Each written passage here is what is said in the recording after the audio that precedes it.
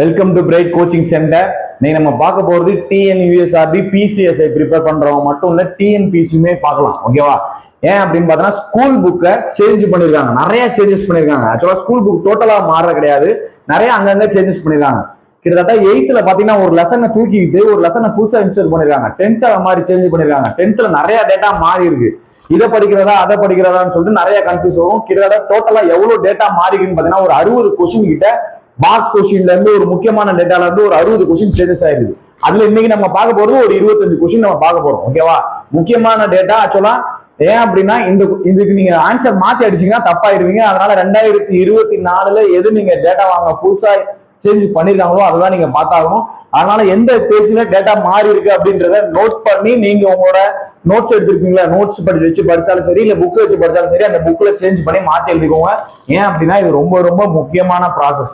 எல்லாம் தேடி தேடி கொடுக்குறத நான் ஒரே வீடியோலயே கொடுக்குறேன். உங்களுக்கு ஒரு 25 கொஸ்டின் நான் ஒரே வீடியோலயே கொடுக்குறேன். ஓகேவா? இதுக்கு அப்புறமேட்டு அடுத்த ஒரு 2 பார்ட் வீடியோ தரேன். அதுல முடிஞ்சிடும். டோட்டலாவே 6th to 10th தான் நான் சொல்றேன். 6th to 10th டோட்டலா முடிஞ்சிடும். ஓகேவா? சரி, ஃபர்ஸ்ட் டேட்டா என்னன்னு சொல்றேன். என்னன்னு பாத்தீங்கன்னா எதை ஃபுல்லாவே ஒரு லெசனையே மாத்தினது எது அப்படின்னு பாத்தீங்கன்னா 8th ஹிஸ்டரி. ஓகேவா? 8th ஹிஸ்டரியில கல்வின்ற ஒரு பாடம் 5வது பாடம் இருக்கும். அது டோட்டலாவே சேஞ்ச் பண்ணிட்டாங்க. ஓகேவா? 8th ஹிஸ்டரியில கல்வின்னு சொல்லி ஒரு பாடம் இருக்கும் 5வது லெசன்ல. அது டோட்டலா அந்த லெசனையே டோட்டலா மாத்தி விட்டாங்க. அது எந்த லெசன் பாருங்க. 8th ஹிஸ்டரியில இது வந்து புது புக்கோட டேட்டா. பழங்கால கல்வி, ஔவையார்லாம் புதுசா சேர்த்திருக்காங்க. ஔவையார், கீழடி, இது எல்லாமே புதுசா சேர்த்திருக்கிறது. இந்த டேட்டா வந்து இந்த ஔவையார் இருக்காங்க பாத்தீங்களா, இது புதுசா சேர்த்த டேட்டா. ஓகேவா? அதுவே நம்ம கிட்ட பழசுல வந்து இருக்காது. இது வந்து பழைய புக்கோட டேட்டா. இந்தியாவில் கல்வி வளர்ச்சி, இது வந்து டேர்ம் புக்கா இருக்கிறது, பிளஸ் லெசன்லயே இருந்திருக்கும். ஓகேவா? அந்த புக்ல இருக்கு. 2022 எடிஷன்ல இருந்தாலுமே இதே லெசன் தான் இருக்கு. இந்த இடத்துல தான் தூக்கி ஔவையார போட்டிருக்காங்க. புதுசா சேஞ்ச் பண்ணிட்டாங்க. அந்த யூனிட்டையே தூக்கிட்டாங்க. 8th ஹிஸ்டரியில யூனிட்டை தூக்கிட்டு புதுசா ஒரு யூனிட் செட் பண்ணிருக்காங்க. அந்த யூனிட்டை ப்ரிப்பேர் பண்ணிக்கோங்க. அந்த யூனிட்ல இருக்கிற டேட்டாலாம் நிறைய சேஞ்சஸ் ஆயிடுச்சு. டோட்டலா லெசனே மாறிடுச்சு. புக் பேக்ல இருந்து எல்லாமே மாறி இருக்கும். அதனால நல்லா பாத்துக்கோங்க. 8th history. ஓகேவா? சரி, அடுத்த லெசன் 2வது லெசன் என்ன அப்படின்னு பார்த்தோம்னா பன்முக கலைஞர். 10th 6வது லெசன். இதுவும் ஒரு லெசனை தூக்கிட்டு ஒரு லெசனை இன்சர்ட் பண்ணிருக்காங்க. 10th ஸ்கூல் புக்ல தமிழ்ல, இது நம்ம முன்னாடி பார்த்தது ஹிஸ்டரி. இப்ப 10th ஸ்கூல் புக் தமிழ்ல ஒரு லெசனை புதுசா இன்சர்ட் பண்ணிருக்காங்க. பன்முக கலைஞர்னு சொல்லி கலைஞர் லெசனை இன்சர்ட் பண்ணிருக்காங்க. ஓகேவா? 6வது லெசன். ஆல்ரெடி 6வது லெசன் வேற இருக்கும். அந்த லெசன் தூக்கிட்டு இந்த லெசனை சேர்த்துருக்காங்க. அதனால இந்த லெசனையும் பார்த்துக்குவோங்க. சரி, அடுத்து நம்ம பார்க்க போறது ஓகேவா 10th ஜியோகிராஃபி. 10th ஜியோகிராஃபில 6வது பேஜ் என்ன அப்படின்னு பாத்தீங்கன்னா ஒரு பாக்ஸ் 2 பாக்ஸ் கொடுத்துருக்காங்க. டோட்டலா டேட்டாவே மாறி இருந்திருக்கும். ஓகேவா? இது 2022 எடிஷன், அது 2024 எடிஷன். எந்தெந்த டேட்டாலாம் மாறி இருக்கு அப்படின்னு சொல்லி பாருங்க. டோட்டல் பாக்ஸ்ல இருக்கிற எல்லா டேட்டாவுமே மாறி இருக்கும். இப்ப இந்த பாக்ஸ், இந்த டேட்டாவை பாருங்க, இங்கிட்டு இருக்கிற டேட்டாவை பாருங்க. ஓகேவா? இங்க தர்மபுரி கொடுத்துருக்காங்க, இங்க ஈரோடு கொடுத்துருக்காங்க. கோயம்புத்தூர்ல 2627 இருக்கு, இங்க கோயம்புத்தூர்ல 1985 இருக்கு. ஈரோடு இங்க மேல இருந்த, அதாவது இங்க 3வது இருந்த ஈரோட முதல்ல கொடுத்துட்டாங்க. தமிழ்நாட்டில் அதிக காடுகளை கொண்ட மாவட்டம். இப்ப எது அதிக காடுகளை கொண்ட மாவட்டம் பார்த்தா ஈரோடு தான் போட்டாங்க. இதுதான் 2024 எடிஷன். முன்னாடி நமக்கு கொடுத்திருந்தது தருமபுரி. அதிக காடுகளை கொண்ட மாவட்டம் எதுனா தருமபுரின்னு போட்டோம். இப்ப நம்ம போட வேண்டியது ஈரோடு தான் போடணும். புரியுதா? ஏன் அப்படின்னா இங்க ஈரோடு 3வது இருந்தது, இப்ப இங்க ஈரோடு முதல்ல வந்துருச்சு. டேட்டா மாறிடுச்சு. அது இல்லாம இந்த டோட்டல் பாக்ஸ்ல இருக்கிற டேட்டாவே டோட்டலா மாறி இருக்கும். ஓகேவா? நீலகிரி, வேலூர், திண்டுக்கல்ல தூக்கிட்டாங்க ஃபுல்லாவே. தர்மபுரியை இங்க காணும். அவ்வளவுதான். டோட்டலா இந்த பாக்ஸ்ல இருக்கிற டேட்டாவுமே மாறிடுச்சு. அதிக காடுகளை கொண்ட மாவட்டம் முக்கியமா இருக்கிறது தர்மபுரின்னு அடிப்பாங்க. தர்மபுரியை மாத்திட்டு ஈரோடு அப்படின்னு நீங்க மாத்திக்கோங்க. 2024 எடிஷன் 10th ஜியோகிராஃபில இந்த லெசன் இருக்கும். ஓகேவா? லெசன் 6th இருக்கும். 10th ஜியோகிராஃபில 6வது லெசன்ல இந்த பாக்ஸ் இருக்கும். இந்த பாக்ஸ் கொஸ்டினை பாத்துக்கோங்க. சரி, அடுத்து நம்ம பார்க்க போறது இது 10th ஜியோகிராஃபி. ஓகேவா? அடுத்து நம்ம பார்க்க போறது அதே 10th ஜியோகிராஃபிலே தான் கீழே கொஸ்டின் கொடுத்துருக்காங்க. திருநெல்வேலி, அதாவது மகேந்திரகிரி மற்றும் அகத்திய மலை. இதுல திருநெல்வேலியில 2 இருக்குன்னு சொல்லியிருக்காங்க, மகேந்திரகிரி, அகத்திய மலை. ஆனா நியூ புக்ல கொடுத்திருக்கிறத படி என்னன்னு கொடுத்திருந்திருப்பாங்க அப்படின்னு பார்த்தோம்னா வெறும் மகேந்திரகிரியை மட்டும்தான் கொடுத்திருந்திருக்காங்க. ஓகேவா? முன்னாடி இது பழைய டேட்டா, மகேந்திரகிரி, அகத்திய மலைன்றது. இது புது டேட்டா. புது டேட்டால 2024 நம்மளுக்கு என்ன கொடுத்திருக்காங்க அப்படின்னு பாத்தீங்கன்னா திருநெல்வேலியில மகேந்திரகிரி மட்டும்தான் இருக்குது, அகத்திய மலையை காணும். அடுத்து திண்டுக்கல்ல பழனிமலை, கொடைக்கானல், ரெண்டுமே திண்டுக்கல் மாவட்டம் முன்னாடி இருந்துச்சு. இப்ப வெறும் பழனிமலை மட்டும்தான் கொடுத்துருக்காங்க 2024 எடிஷன்ல. ஓகேவா? இதெல்லாம் சேஞ்சஸ் 10th ஜியோகிராஃபில. அடுத்து வேலூர். இந்த ஏலகிரி வந்து எங்க கொடுத்திருந்தாங்கன்னா வேலூர்ல கொடுத்திருந்தாங்க. இப்ப ஏலகிரி மலையை தூக்கி எங்க கொடுக்குறாங்கன்னா திருப்பத்தூர்ல போட்டுருக்காங்க. ஓகேவா? பழைய டேட்டா ஏலகிரின்றது எங்க இருந்துச்சு? வேலூர்ல இருந்துச்சு. இப்ப ஏலகிரி மலை எங்க அமைந்துள்ளதுன்னு கேட்டா திருப்பத்தூர்ல அமைந்ததுன்னு போட்டுக்க. இது 2024 இருக்கிற புது எடிஷன். தென்காசி பொதிகை மலை எங்க இருக்குன்னு கேட்டா தென்காசி. குற்றாலம் எங்க இருக்குன்னு கேட்டா தென்காசி. இதுவும் புதுசா மாத்திருக்காங்க. ஓகேவா? சேஞ்சஸ் இருக்கு பாத்துக்கோன்னு சொல்லிட்டு. அடுத்து மறுபடியும் 10th ஜியோகிராஃபில 6th லெசன். அதே 6th லெசன்ல தான் சேஞ்சஸ். அப்படியே ஒரு பாக்ஸ், இந்த பாக்ஸ் இருக்கும். இந்த டேட்டால சேர்வராயன் மலைன்ற டேட்டாவை தூக்கி நீங்க என்ன போடுவாங்கன்னா சோலை கரடு அப்படின்றத மாத்திருக்காங்க. சேர்வராயன் மலையை தூக்கிட்டு சோலை கரடு அப்படின்றத மாத்திருக்காங்க. அதுக்கு மட்டும் 1623, அது 1620. ஓகேவா? மீதி இருக்கிற டேட்டாலாம் கிட்டத்தட்ட அப்படியே தான் இருக்கு. பழனி மலை, சரி பழமலை, உருகமலை, குட்டிராயம், இது எல்லாமே அப்படியே தான் இருக்கு. ஓகேவா? சரி, இந்த மட்டும் தான் தூக்கிடுறாங்க. சேர்வராயன் மலை அங்க சோலை கரடு. ஓகேவா? சரி, அடுத்த டேட்டா இது எல்லாமே 10th ஜியோகிராஃபி தான். இதுவும் 10th ஜியோகிராஃபி தான். இங்க பாருங்க, தொட்டபெட்டா, முக்கூர்த்தி, வேம்படி சோலை. இங்க வேம்படி சோலையே தூக்கிட்டாங்க. மீதி இருக்கிற டேட்டா அப்படியே இருக்கும். ஓகேவா? தொட்டபெட்டா அப்படியே இருக்கும், முக்கூர்த்தி அப்படியே இருக்குது. இதுல வேம்படி சோலையை மட்டும் தூக்கிட்டு பந்தராவ் அப்படின்னு மாத்திட்டாங்க. மேற்கு தொடர்ச்சியில் உள்ள சிகரங்கள் பொருந்தாததால கேட்கலாம். மேற்கு தொடர்ச்சியில் உள்ள சிகரங்கள் இது அப்படின்னு சொல்லிட்டு தொட்டபெட்டா, முக்கூர்த்தி, வந்தராவ், வேற ஏதாவது கிழக்கு தொடர்ச்சி மலையில இருக்கிற ஏதாவது ஒண்ணு கொடுத்து கேட்கலாம். அதனால நான் வந்தராவ் படிச்ச மாதிரி இல்லையே அப்படின்னு சொல்லி போயிடக்கூடாது. வந்தராவும் எங்கதான் இருக்குது? மேற்கு தொடர்ச்சி மலையில தான் இருக்குது. ஓகேவா? அதனால இந்த டேட்டா சைட்ல பாத்துக்கோங்க, முக்கியமானதான். எதை தூக்கிருக்காங்க? வேம்படி சோலையை தூக்கிட்டு வந்தராவை சேர்த்திருக்காங்க. ஓகேவா? 10th ஜியோகிராஃபில இருக்கிற பாக்ஸ் கொஸ்டின். அடுத்து என்ன சொல்லியிருக்காங்க அப்படின்னா, இந்தியாவில் 3வது நீளமான கடற்கரை எது அப்படின்னு பார்த்தோம்னா தமிழ்நாடு. ஓகேவா? தமிழ்நாடு 940 கிலோமீட்டர் நீளமுடன் இந்தியாவில 3வது நீளமான கடற்கரை அப்படின்னு சொல்லியிருப்பாங்க. இந்த நியூ டேட்டால 2024 புது புக்ல என்ன சொல்லியிருக்காங்க அப்படின்னு பார்த்தோம்னா, குஜராத் முதல் இடத்துல, ஆந்திர பிரதேஷ் 2வது இடத்துல, அதற்கு அடுத்தபடியாக தமிழ்நாடு 906.9 கிலோமீட்டர் நீளமுடன் இந்தியா 3வது நீளமான கடற்கரையை கொண்டுள்ளது. டேட்டா இங்க 940 இருக்கு, அங்க 906 இருக்கு. ஓகேவா? மிக நீளமான கடற்கரை தற்போது எதுன்னா தமிழ்நாடு. சாரி, மிக நீளமானதுன்னு கேட்டா குஜராத். 3வது மிக நீளமான கடற்கரை இந்தியாவில் எதுன்னு கேட்டா தமிழ்நாடு. ஓகேவா? 3வது மிக நீளமான கடற்கரை நீளம் எவ்வளவுனா 906.9. முன்னாடி கொடுத்திருந்த டேட்டா 940 தப்பு. புது டேட்டாவை எடுத்துக்கோ. அந்த நீளமான கடற்கரையில முதல் 2 என்னன்னு பழைய டேட்டால சொல்லியிருக்க மாட்டான், புது டேட்டால சொல்லியிருப்பான். மிக நீளமான கடற்கரை இந்தியாவில் எது அப்படின்னு கேட்டா முதல் இடத்துல குஜராத், 2வது ஆந்திர பிரதேஷ், 3வது தான் தமிழ்நாடு. ஓகேவா? சரி, இதுவும் டேட்டா கொடுத்திருப்பாங்க. 10th ஜியோகிராஃபி தான். ஓகேவா? ஒரே லெசன்ல எல்லாம் சேஞ்சஸ் வந்துருக்கும். அடுத்த லெசன் ஒரு பாக்ஸ் கொஸ்டின். ஓகேவா? அடுத்து ஒரு பாக்ஸ் கொஸ்டின். இதுல எக்ஸ்ட்ரா டேட்டா மட்டும் தான் கொடுத்துருப்பாங்க. இந்தியாவில் புறநகர் ரயில் போக்குவரத்து மும்பையில் 1925 தொடங்கப்பட்டது. அங்கேயும் சேம் அதே தான் கொடுத்திருப்பாங்க. ஓகேவா? அடுத்து காத்திமான் விரைவு ரயில் வண்டி இந்தியாவில் மிக அதிவேக ரயில் வண்டி ஆகும்.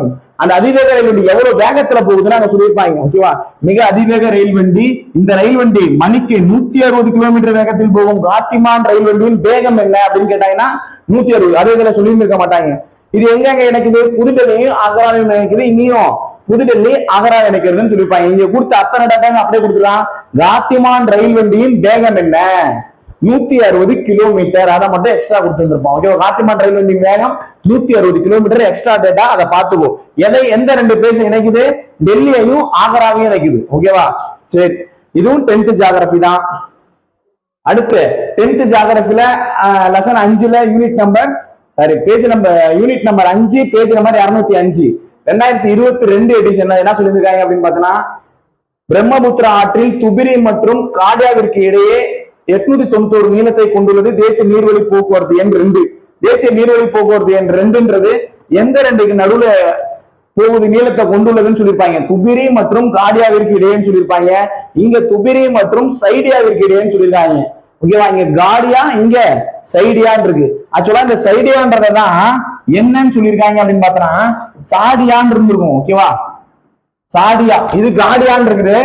நம்மள்ட்ட சைடியான்னு சொல்லியிருப்பாங்க. காடியா, சைடியா, இது மட்டும் தான் மாத்தி இருக்கு. நெட்ல பார்த்தோம்னா சாடியான் இருக்கும். ஆக்சுவலா இந்த சைடியா தான் ரைட்டானதா இருக்கும். ஓகேவா? ஆனா இந்த சைடியாவை பார்த்துக்க. இல்ல இந்த சைடியா கொடுக்காம சாடியான்னு கொடுத்தாலும் ரைட்டு தான். ஓகேவா? இங்கிலீஷ்ல சாடியான்னு கொடுத்துருப்பாங்க. அதனால பார்த்து வச்சுக்கோ. சரி, தேசிய நீர்வழி போக்குவரத்து எண், அதாவது பிரம்மபுத்திரா ஆற்றுல எந்த 2 இதுக்கு நடுவுல போகுது அப்படின்னு பார்த்தோம்னா பிரம்மபுத்திரா ஆற்றுல துபிரி மற்றும் சைதியாவுக்கு இடையே இத்தனை கிலோமீட்டர் நீளத்தை கொண்டுள்ளதான் தேசிய நீர்வரத்து போக்குவரத்து எண் 2. ஓகேவா, சைடியா மற்றும் துபிரி. அடுத்து இதுதான் ரொம்ப முக்கியமான கொஸ்டின். இந்த கொஸ்டின் நிறைய பேர் ரொம்ப ரொம்ப ரொம்ப முக்கியமான கொஸ்டின். ஆல்ரெடி நம்மளுக்கு ப்ரீவியஸ் இயர்லயே கேட்டிருந்திருப்பாங்க. ஓகேவா, கிராமப்புறங்களில் அமைந்த இந்திய அஞ்சல் சேவை பொதுமக்களின் பயன்பாட்டிற்காக தொடங்கப்பட்ட ஆண்டு 1857 சொல்லியிருந்திருப்பாங்க. இது தப்புன்னு சொல்லிருக்காங்க.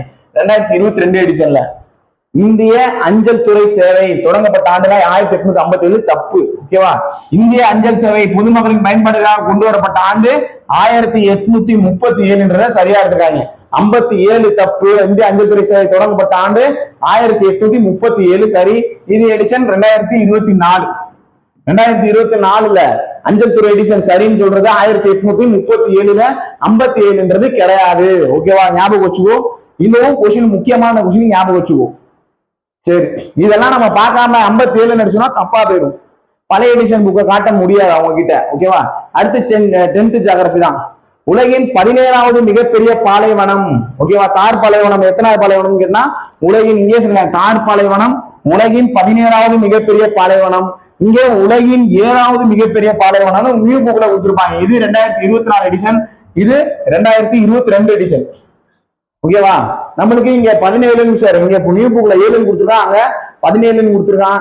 ஆனா நம்மளுக்கு பழைய புக்ல இருக்கிறதா மேக்சிமம் கரெக்டா இருக்கிற மாதிரி இருந்திருக்கும். நெட்ல நீ சர்ச் பார்த்தாலும் அதுதான் ஆன்சரா இருந்திருக்கும். ஓகேவா, இதை நீ ஒரு டைம் சர்ச் பண்ணி பாத்துக்கோ. ஆனா புது புக்ல சேஞ்சஸ் என்ன அப்படின்னு பார்த்தா உலகின் 7வது மிகப்பெரிய பாலைவனம் எதுன்னு சொன்னா தார் பாலைவனம் அப்படின்னு சொல்றாங்க. ஓகேவா, சரி, இது 10th ஜியோகிராஃபில இருக்குது. அடுத்து 10th ஜியோகிராஃபி. இந்திய மெட்ரோ ரயில் போக்குவரத்து 2018 படி எவ்வளவு கிலோமீட்டர் இருப்பு பாதை இருந்துச்சு அப்படின்னு பார்த்தோம்னா, அதாவது ரயில்வே ட்ராக் எவ்வளவு நீளத்துக்கு போட்டிருந்திருக்காங்க அப்படின்னு பார்த்தோம்னா 507 கிலோமீட்டர் போட்டிருந்திருக்காங்க 2018 படி இந்திய மெட்ரோ ரயில். அதுவே 2022 படி 810 கிலோமீட்டர் போட்டுட்டாங்க அப்படின்னு சொல்றாங்க. 2018 படி 507, 2022 படி 810. ரெண்டு டேட்டாவுமே நீ படிச்சுக்கலாம். மொத்த ரயில்வே ஸ்டேஷன் எத்தனை இருக்குன்னு பார்த்தோம்னா 381 ரயில்வே ஸ்டேஷன் இருக்கும்னு சொல்லி 2 இடத்துலயும் சொல்லியிருப்பாங்க. ரைட்டு தான். ஓகேவா, ரெண்டு டேட்டாவுமே படிச்சுக்கோ. முக்கியமானதா இது 2018 படி 2022 படி அப்டேட் டேட்டா இருக்கு, ஞாபகம் வச்சுக்கலாம். ஓகேவா, 10th ஜியோகிராஃபி தான். சரி, அடுத்த கேள்வி 10th ஜியோகிராஃபில லெசன் 5ல இருக்கிற கேள்வி. ஓகேவா, யூனியன் பிரதேசத்துல எக்ஸ்ட்ரா டேட்டா மட்டும் கொடுத்துப்பாங்க. யூனியன் பிரதேசத்துல புதுடெல்லி அதிக மக்களிடத்தை கொண்டது. யூனியன் பிரதேசங்கள் அதிக மக்களிடத்தை கொண்டுள்ளது புதுடெல்லி. அங்க புதுடெல்லின்னு சொல்லிட்டு யூனியன் பிரதேசத்துல புதுடெல்லி அதிக மக்களிடத்தை கொண்டுள்ளது. எக்ஸ்ட்ரா டேட் கொடுத்துக்கலாம். மக்களிடத்தின்னா ஒரு சதுர கிலோமீட்டர் பரப்பளவுல எவ்வளவு மக்கள் வகிக்கிறாங்களோ அதான் மக்களிடத்தையும் சொல்லுவாங்க. இங்க என்ன சொல்லிருக்காங்க, 1297 1297 பேர் வந்து ஒரு சதுர கிலோமீட்டர்ல வசிக்கிறதா சொல்றாங்க. ஓகேவா, இதுல புதுடெல்லியில புதுடெல்லியின் மக்கள் தொகை அடர்த்தி என்ன அப்படின்னு கேட்டாங்கன்னா 1297. எக்ஸ்ட்ரா டேட்டா கொடுத்துருக்கான். இந்த புதுடெல்லியில எக்ஸ்ட்ரா டேட்டா கொடுத்துருக்க மாட்டான். அவ்வளவுதான்.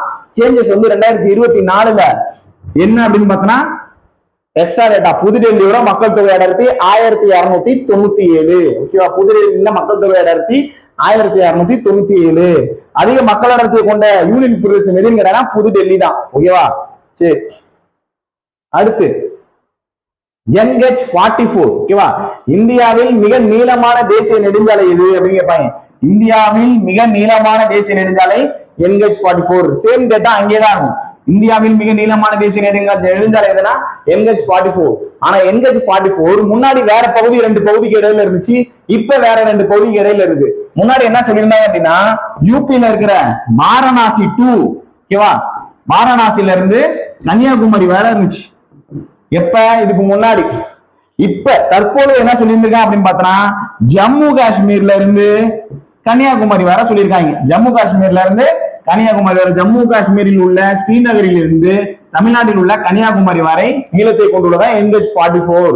முன்னாடி NH-44 வாரணாசியில இருந்து கன்னியாகுமரி வரை, வாரணாசியில் இருந்து தமிழ்நாட்டில் உள்ள கன்னியாகுமரி வரை 2369 கிலோமீட்டர் இணைச்சது. மிக நீளமான தேசிய நெடுஞ்சாலை NH-44. முன்னாடி எங்க சொல்லியிருந்தாங்க, வாரணாசியில இருந்து கன்னியாகுமரி. தற்போது எங்க, ஜம்மு காஷ்மீர்ல இருக்கிற ஸ்ரீநகர்ல இருந்து தமிழ்நாட்டுல இருக்கிற கன்னியாகுமரி வரை. இதோட நீளம் என்ன சொல்லியிருக்காங்க, 4076 ஜம்மு காஷ்மீர் வர சொல்லியிருக்காங்க. 76ன்னு சொல்லியிருக்காங்க. டேட்டா சேஞ்சஸ் ஆயிருக்கு. முக்கியமான கொஸ்டின் என்கேஜ் 44, இதுவும் நல்லா பாத்துக்கலாம். ஓகேவா? சரி, அடுத்த கேள்வி 10th ஜியோகிராஃபில லெசன் 5. ஓகேவா? இங்க என்ன அப்படின்னு பார்த்தோன்னா, இந்தியாவில் அதிக மக்கள் தொகை கொண்ட மாநிலங்களை வந்து வரிசைப்படுத்தி இருந்திருப்பாங்க. ஓகேவா? இந்தியாவில் அதிக மக்கள் தொகை கொண்ட மாநிலத்தை வரிசைப்படுத்தி இருப்பாங்க. உத்தரப்பிரதேசம் தான் வந்து அதிக மக்கள் தொகை, இந்தியாவில் அதிக மக்கள் தொகை கொண்ட மாநிலம் எதுன்னு கேட்டா உத்தரப்பிரதேசம். இதனை தொடர்ந்து இந்த உத்தரப்பிரதேசத்துக்கு பிறகு இருக்கிற மகாராஷ்டிரா, பீகார், மேற்கு வங்காளம், ஒருங்கிணைந்த ஆந்திர பிரதேசம். ஒருங்கிணைந்த ஆந்திர பிரதேசம்னா ஆந்திராவும் தெலுங்கானாவும் பிரிவதற்கு முன்னாடி இருந்தது சொல்றாங்க. ஓகேவா? அதான் ஒருங்கிணைந்த ஆந்திர பிரதேஷ் மற்றும் தெலுங்கானா. இந்த 5 மாநிலங்களோட மக்கள் தொகை பாதியை கொண்டுள்ளதா எதுன்னு கேட்டா இந்த உத்தரப்பிரதேசம். அதிக மக்கள் தொகை கொண்டுள்ளது உத்தரப்பிரதேசம். இப்ப இதுக்கும் இந்த புது என்னன்னா, இந்த ஒவ்வொரு இதுக்கும் என்ன சொல்லிருக்காங்க, எவ்வளவு பேர் இருக்காங்கன்னு சொல்லிருக்காங்க. இங்க உத்தரப்பிரதேசக்கு டேட்டா சொல்லல. ஓகேவா? சொல்லியிருக்காங்க 199.5 199.5 மக்கள் தொகையை கொண்டுள்ளதா உத்தரப்பிரதேசம் சொல்லியிருக்காங்க. ஓகேவா? மகாராஷ்டிராவில 112.3 மில்லியன். இங்க மகாராஷ்டிரால இல்ல, பீகார்ல 103 மில்லியன். மேற்கு வங்காளத்துல 91.3 மில்லியன். அடுத்து ஒருங்கிணைந்த ஆந்திர பிரதேசம் இதெல்லாம் சேர்த்து எவ்வளவுன்னு சொல்றாங்க, 84.6 மில்லியன் அப்படின்னு சொல்றாங்க. ஓகேவா? இதுக்கு டேட்டா எக்ஸ்ட்ரா வந்து ஒவ்வொரு ஸ்டேட்டோட மக்கள் தொகை எவ்வளவு அப்படின்னு சொல்லியிருக்காங்க. வேற எதுவும் இல்ல. குறைந்த மக்கள் தொகை, மிக குறைந்த மக்கள் தொகை எதுன்னு கேட்டா சிக்கிம். அங்க சிக்கிமுக்கும் எவ்வளவு பாயிண்ட் வந்து மக்கள் தொகை இருந்திருக்காங்க அப்படின்னு சொல்லியிருக்காங்க. யூனியன் பிரதேசம் புதுடெல்லி, அந்த புதுடெல்லியோட மக்கள் தொகை எக்ஸ்ட்ரா டேட்டா மட்டும் ஆட் பண்ணி இருந்திருக்காங்க. ஓகேவா? அதிகமான மக்கள் தொகை மட்டும் மாத்தல. உத்தரப்பிரதேஷ் அப்படியே இருக்குது. அதுக்கு பிறகு இருக்கிற மகாராஷ்டிரா, பீகார், மேற்கு வங்காளத்துக்கு எவ்வளவு மக்கள் தொகைன்னு சொல்லியிருக்காங்க. நல்லா பாத்துக்கோங்க. ஓகேவா? சரி, இது எங்க இருக்கு அப்படின்னு பார்த்தோன்னா 10th ஜியோகிராஃபில தான் 5th லெசன்ல பேஜ் நம்பர் 200ல 2022 எடிஷன், அது 24 எடிஷன். சரி, அடுத்து சிவிக்ஸ்ல நான் வந்து இந்த 6th சிவிக்ஸ் நம்ம விசாரணை கட்ட 1ல 6th நம்ம ஃபுல்லா ரிவிஷன் பண்ணும்போது நம்மளுக்கு இந்த என்ன சொல்றது, செம்மொழியை பத்தி கீழே கமெண்ட்ல போட்டிருந்தீங்க. சூப்பரா அருமையா போட்டிருந்தீங்க அந்த பையன். ஓகேவா? ஏன் அப்படின்னா கரண்ட் அஃபேர்ஸ்ல ஆல்ரெடி செம்மொழி 6 தான் இருந்துச்சு. கரண்ட் அஃபேர்ஸ்ல புதுசா 5 ஆட் பண்ணாங்க 2024 படி. அந்த பையன் 5 ஃபுல் லிஸ்ட்டுமே போட்டு கமெண்ட் பண்ணி போட்டிருந்தாப்புல. அருமையா இருந்துச்சு. உண்மையாவே நீங்க நல்லாவே ப்ரிப்பேர் பண்ணிருக்கீங்க. ஓகேவா? இது 6th செம்மொழி. என்ன தப்பா இருந்துச்சு, என்ன சரியா இருந்துச்சுன்னு பார்க்கலாம். இது வந்து 10th சிவிக்ஸ்ல இருக்கிறது, இது 6th சிவிக்ஸ்ல இருக்குது. 6th சிவிக்ஸ்ல முன்னாடி இருந்த டேட்டா என்னன்னு பார்த்தா ஒடிசா 2016 சொல்லி இருந்திருப்பான். இந்த டேட்டா தப்பு. ஒடிசா வந்து 2016 கிடையாது, 2014 தான் சரியானது. ஓகேவா? நம்மளுக்கு 10th சிவிக்ஸ்ல ஒடிசா வந்து 2014 சொல்லி இருந்திருப்பான். இதுதான் சரியானது. ஒடிசா 2016 சொன்னா அது தப்பு. ஓகேவா? ஞாபகம் வச்சுக்கோ. நான் ஆல்ரெடி அதை எக்ஸ்பிளைன் பண்ணிருந்தேன். அந்த எக்ஸ்பிளனேஷன் போவேன்னா டைம் இருக்காது. ஓகேவா? சரி, அடுத்த டேட்டா கீழே அந்த புதுசா ஒரு 5 சேர்த்திருக்காங்கல்ல, கீழே கமெண்ட்ல போட்டிருந்தீங்கன்னு சொன்னல. ஓகேவா? அந்த பையன் கமெண்ட்ல போட்டிருந்தேன். இதுதான் அந்த 5 டேட்டா 2024 நம்ம விசாரணை 1 டெஸ்ட் சீரிஸ்ல கீழே கமெண்ட்ல பாத்தீங்க அப்படின்னா அந்த பையன் கீழே டைப் பண்ணி யாரோ போட்டிருந்தாங்க அந்த பையன். ஓகேவா? அந்த பையனோட கமெண்ட்ல பாத்தீங்கன்னா இந்த 5மே இருக்கும். மராத்தி, பெங்காலி, அசாமி, பாலி, பிராகிருதம், இந்த 5 மொழியும் ஆட் பண்ணாங்க 2024 படி. அப்ப மொத்தம் எத்தனை செம்மொழிகள் உள்ளன அப்படின்னு கேட்டா 5 + 6 11 செம்மொழிகள் உள்ளன. ஓகேவா? சரி, அடுத்த டேட்டா இது ஞாபகம் வச்சுக்கோ. ஒடிசா 16 கிடையாது, 14. இப்ப எத்தனை செம்மொழிகள் உள்ளன 11ன்னு சொல்லிக்கோ. ஓகேவா? அடுத்து ஹிஸ்டரி. ஓகேவா? இது சுருக்குக ஹிஸ்டரியில என்ன சொல்லி இருப்பாங்க அப்படின்னு பார்த்தோம்னா, கில்ஜி வம்சத்தை நிறுவியவர் அலாவுதீன் கில்ஜின்னு சொல்லி இருந்திருப்பான். அலாவுதீன் கில்ஜி தப்பு. கில்ஜி வம்சத்தை நிறுவியவர் அலாவுதீன் கில்ஜி கிடையாது, ஜலாலுதீன் கில்ஜி. ஓகேவா? ஜலாலுதீன். கில்ஜி வம்சத்தை நிறுவியவர் யார் அப்படின்னா ஜலாலுதீன் கில்ஜி. இவர்தான் கில்ஜி வம்சத்தை நிறுவியவர். மொத்த கில்ஜி வம்சம் இது. கில்ஜி அரச வம்சம் 1290 இருந்து 1320 வரை. அதுல கில்ஜி வம்சத்தை தொடங்கியவர் யாருன்னு கேட்டா ஜலாலுதீன் கில்ஜி தான் தொடங்கி இருப்பாரு. 1290 இருந்து 96 வரை அவரோட காலகட்டமா தான் இருக்கும். ஆனா அவங்க கில்ஜி வம்சத்தை தொடங்கியவர்னு போட்டு பாட சுருக்கத்துல கடைசியா போறதுல தப்பு பண்ணிருக்காங்க. அதனால இந்த எடிஷனை பார்க்காத. 7th ஹிஸ்டரியிலே தான் பாட சுருக்கத்துல போட்டிருப்பாங்க. அது தப்பு. ஓகேவா? இந்த கொஸ்டின் தப்பு. கில்ஜி வம்சத்தை நிறுவியவர் அலாவுதீன் கில்ஜின்னு சொல்லிருக்காங்க. அந்த கொஸ்டின் தப்பு. அலாவுதீன் கில்ஜி வராது, ஜலாலுதீன் கில்ஜி தான் வரும். 7th ஹிஸ்டரி இது. ஓகேவா? இதே 7th ஹிஸ்டரியில தான் இந்த பாக்ஸ் இருக்கும். கில்ஜி வம்சத்தை நிறுவியவர் 1290 இருந்து மொத்த கில்ஜி வம்சம் 1290 இருந்து 320. ஜலாலுதீன் கில்ஜி தான் தொடங்கி இருந்திருப்பாரு. அவரை கொண்டுட்டு தான் அலாவுதீன் கில்ஜி வந்திருப்பாரு. இவர் 1290 ஒரு 96 வருதா, அப்ப 96 இருந்து 316 தான் அலாவுதீன் கில்ஜி வந்திருந்திருப்பாரு. ஓகேவா? சரி, இது ஆல்ரெடி அலாவுதீன் கில்ஜியோட வம்சத்தோட பீரியட் சொல்லியிருந்திருப்பாங்க 11th ஹிஸ்டரியில. சும்மா அது உனக்கு ரெஃபரன்ஸ்க்காக எடுத்து கொடுத்துருக்கிறது. நீ ஞாபகம் வச்சுக்கிறது என்ன அப்படின்னா, கில்ஜி அரச வம்சத்தை நிறுவியவர் அலாவுதீன் கிடையாது, ஜலாலுதீன். அலாவுதீன் கில்ஜியோட மாமனார் தான் ஜலாலுதீன் கில்ஜி. ஓகேவா? அலாவுதீன் கில்ஜியோட மாமனார். அவரை கொண்டுட்டு தான் இவர் வந்து அரச பதவி ஏற்றுக்குவார். ஓகேவா? சரி, 7th ஹிஸ்டரி என்ன கேட்டா. அடுத்த கொஸ்டின், சிப்கோ இயக்கம். ஓகேவா? சிப்கோ இயக்கம். சிப்கோ இயக்கத்துல ஆல்ரெடி ஒரு 2 பாக்ஸ் இருக்கும். 8th சயின்ஸ் 2022ல சிப்கோ இயக்கம் தொடங்கப்பட்ட ஆண்டு 1970. சிப்கோ இயக்கம் தொடங்கப்பட்ட ஆண்டு 1970. ரெண்டுமே தப்பு. 1970 கிடையாது. சிப்கோ இயக்கம் தொடங்கப்பட்ட ஆண்டு 1970 கிடையாது, 1973. ஓகேவா? இது 10th சயின்ஸ்ல இருக்கும். சிப்கோ இயக்கம் தொடங்கப்பட்ட ஆண்டு 1973 அப்படின்னு சொல்றது 10th சயின்ஸ்ல இருக்கும். 10th சயின்ஸ்ல இருக்கிற டேட்டாவை எடுத்துக்கோ. ஓகேவா? ஹையர் ஸ்டாண்டர்ட்ல இருக்கிறதா எடுத்துக்கணும். 2022 தப்பு பண்ணிருக்கான், 24 தப்பு பண்ணிருக்கான். 24ல 10th சயின்ஸ்ல கரெக்டா கொடுத்துருக்கான். அப்ப நீ எதை கரெக்டா எடுத்துக்கணும் அப்படின்னா 10th சயின்ஸ்ல இருக்கிறதா கரெக்டா எடுத்துக்கணும். ஓகேவா? சிப்கோ இயக்கத்தை தொடங்கிய ஆண்டு எதுங்கன்னா 1973. 1973. சரி, ஞாபகம் வச்சுக்கோ. இந்த 8th சயின்ஸ்ல தப்பா கொடுத்துக்கிறத பார்க்காத, 10th சயின்ஸ்ல எடுத்துக்கோ. ஓகேவா? சரி, அடுத்த கேள்வி. ஜிம் கார்பெட் தேசிய பூங்கா. அது ஒரு பாக்ஸ் கொஸ்டின் கொடுத்துருக்காங்க. மொத்தம் எத்தனை உயிர்கோள காப்பகம்? அந்த கேள்வி. ஓகேவா? உயிர்கோள காப்பகம் ஒரு புக்ல 12 இருக்கும், இன்னொரு புக்ல 15 இருக்கும், இன்னொரு ஸ்டாண்டர்ட்ல 18 இருக்கும். நான் எதை சார் எடுக்கிறதுனா 18 தான் எடுக்கணும். 10th ஜியோகிராஃபில இருக்கும் 18. உயிர்கோள காப்பகங்களின் எண்ணிக்கை 18 அப்படின்னு இருக்கும். அதுதான் நீ எடுத்துக்கணும். ஓகேவா? சரி, உயிர்கோள காப்பகங்களின் எண்ணிக்கை இது 10th ஜியோகிராஃபி. இதுதான் நீ எடுத்துக்கணும். ஓகேவா? இந்தியாவில் உள்ள உயிர்கோள காப்பகங்களின் எண்ணிக்கை எவ்வளவு அப்படின்னு பார்த்தா 18. ஒரு இடத்துல 15 கொடுத்திருப்பான், எடுக்காத. இன்னொரு புக்ல 12 கொடுத்திருப்பான், அதையும் எடுக்காத. உயிர்கோள காப்பகங்களின் எண்ணிக்கை 12 கிடையாது, 15 கிடையாது, 18 தான் சரியான ஆன்சர். ஓகேவா? தமிழ்நாட்டில் எத்தனை உயிர்கோள காப்பகங்கள் உள்ளன? தமிழ்நாட்டில் எத்தனை உயிர்கோள காப்பகங்கள் உள்ளன? 3. கீழே இருக்கிறத கமெண்ட் பண்ணு, எந்த 3 அப்படின்னு சொல்லி. ஓகேவா? தமிழ்நாட்டில் உயிர்கோள காப்பகங்களின் எண்ணிக்கை 3ன்னு சொல்லிட்டு ஆன்சர் என்னன்னு சொல்லி கீழே கமெண்ட் பண்ணுங்க. ஓகேவா? சரி, அடுத்து 10th ஜியோகிராஃபில. ஓகேவா? என்ன கொஸ்டின் பாரு. நந்தா தேவி. நந்தா தேவி எங்க இருக்குன்னு சொல்லிட்டு சொல்லியிருக்காங்கன்னு பார்த்தா உத்தரப்பிரதேசம் சொல்லியிருக்காங்க. தப்பு. நந்தா தேவி எங்க இருக்குன்னா உத்தரப்பிரதேசம் கிடையாது. உயிர்கோள காப்பகம் நந்தா தேவி உயிர்கோள காப்பகம் உத்தரப்பிரதேசம் கிடையாது, உத்தரகாண்ட். இங்க மேப்ல போட்டிருப்பாங்க. ஓகேவா? நந்தா தேவி எங்க இருக்கு அப்படின்னு பார்த்தோம்னா உத்தரகாண்ட்ல இருக்குன்னு சொல்லிட்டு அவங்களே ஒரு மேப்ல 10th ஜியோகிராஃபில மேப்ல போட்டு இருந்திருப்பாங்க. பாத்துக்கோ. நந்தா தேவி உத்தரப்பிரதேசம் கிடையாது, உத்தரகாண்ட். நந்தா தேவி உயிர்கோள காப்பகம் எங்க அமைந்துள்ளது? ஓகேவா? முக்கியமான கொஸ்டின் தான். நந்தா தேவி உயிர்கோள காப்பகம் உத்தரகாண்டில் அமைந்துள்ளது. ஞாபகம் வச்சுக்கோ. அடுத்து அவ்வளவுதான் என்ன நினைக்கிறேன். இன்னைக்கான 25 கொஸ்டினுமே ஓரளவு ஓட்டிட்டேன். ஓகேவா? மீதி இருக்கிறத அடுத்தடுத்த வீடியோல பார்க்கலாம். மொத்தம் ஒரு 60-62 கொஸ்டின் நானே இதுவரை பார்த்து வச்சிருக்கேன். ஓகேவா? இதுல ரொம்ப பல்கா சேஞ்ச் பண்ணது என்ன அப்படின்னு பார்த்தோம்னா 8th ஹிஸ்டரி. 8th ஹிஸ்டரியில கண்டிப்பா கேள்வி உட்காரும். அது இல்லாம 10th அந்த தமிழ்ல கலைஞர் பாடத்துலயும் கண்டிப்பா கேள்வி உட்காரும். ஆனா அது ஏன்னா ஃபுல் லெசனே சேஞ்ச் பண்ணிருக்காங்க. இதெல்லாம் நம்ம பார்த்தது சும்மா ஒரு பாக்ஸ் கொஸ்டின்ல இல்ல ஒரு டேட்டா மட்டும் தான் சேஞ்ச் பண்ணிருக்காங்க. அந்த கொஸ்டின் என்ன பண்ணிருக்காங்க, டோட்டலாவே அந்த லெசனே சேஞ்ச் பண்ணிருக்காங்க. அதனால அந்த லெசனை நல்லாவே ப்ரிப்பேர் பண்ணிக்கோங்க. நீங்க ஸ்டார்ட் பண்றது 8th ஹிஸ்டரியில அந்த 5வது லெசன் கல்வி வளர்ச்சி. ஏன்னா அந்த பாடம் தான் முக்கியம். கல்வியில இருந்து ஒரு லெசன் கண்டிப்பா வரும், ஒரு கொஸ்டின் கண்டிப்பா வரும். ஓகேவா?